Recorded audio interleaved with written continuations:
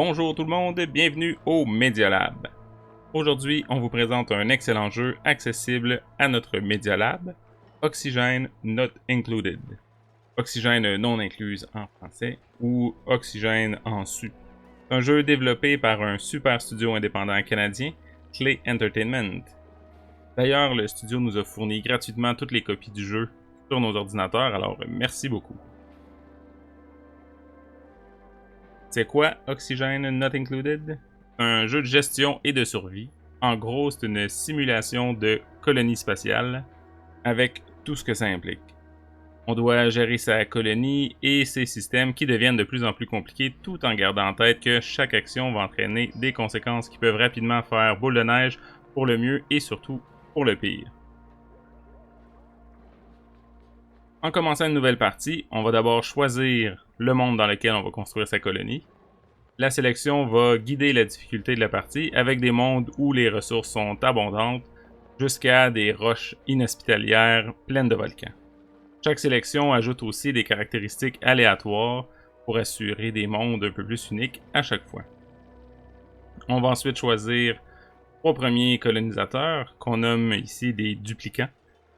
Chaque duplicant va avoir ses particularités positives et négatives qu'il faudra prendre en compte. Par exemple, il respire plus ou moins d'oxygène, il mange plus que les autres, ils ronflent, ils sont un peu plus nono, donc ils font pas de recherche, etc.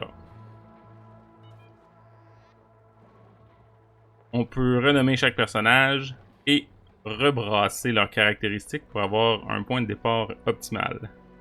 Ensuite, on lance. On remarque rapidement le style caractéristique bien à lui des jeux de Klei. On se croirait dans un dessin animé, c'est magnifique. Dès le départ, on est laissé à nous-mêmes, sauf pour quelques petits tutoriaux qu'on peut aller voir qui apparaissent en haut à gauche.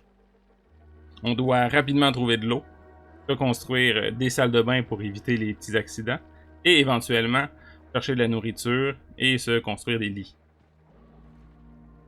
Après une journée ou deux, on se construit des batteries et une petite roue de hamster pour faire courir nos duplicants et générer de l'électricité.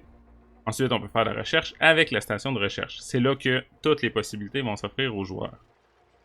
On étend sa colonie avec de l'agriculture, on peut faire de l'élevage de créatures, on améliore son réseau électrique, des salles de bain, on explore, etc., etc. Mais attention, on doit garder un œil sur la colonie et ses habitants. Parce qu'ils ont besoin d'eau, besoin de nourriture, d'oxygène, de température qui est ni trop chaude ni trop froide, et ils ont besoin de rester en santé en évitant les germes. Le jeu est bâti autour d'un système de fluides et de physique super intéressant qui cherche à imiter la réalité. Par exemple, le CO2 est plus lourd et va descendre au fond de la base et l'oxygène, lui, flotte au-dessus. L'hydrogène, encore moins dense, va aller au sommet de tout ça.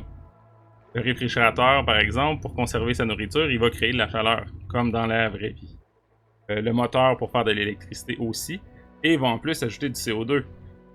Il va ajouter à la difficulté de survie dans la colonie. Le besoin d'oxygène et un surplus d'eau, l'électrolyse de l'eau va briser les molécules d'H2O pour faire de l'oxygène et de l'hydrogène. Pourquoi pas ensuite construire un moteur à hydrogène au sommet de la colonie pour récupérer le gaz et en faire de l'électricité. Il existe plein de petits systèmes pour contrôler toute la colonie et la transformer en un écosystème super complexe pour faire survivre tes 3 duplicants et tous les autres qui vont arriver.